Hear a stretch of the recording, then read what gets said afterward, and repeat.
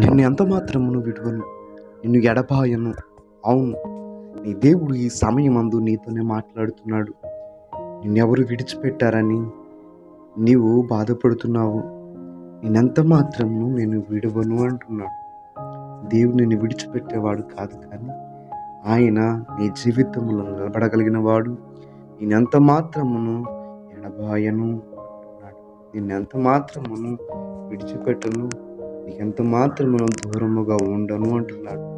నీకు సమీపముగా ఉండి ఆయన నీ జీవితములో గొప్ప అద్భుత కార్యములను జరిగించి ప్రతి వ్యతిరేకమైన పరిస్థితుల నుండి, ప్రతి ఒక్క ఉపద్రవముల నుండి, ప్రతి సమస్య నుండి సర్వోన్నతుడైన దేవుడు మిమ్మల్ని విడిపించి ఆయన ఎంత మాత్రమును విడువక, నిన్నెంత మాత్రమును ఎడబాయక నీ జీవితములో నిత్యముగా నిలుచును గాక.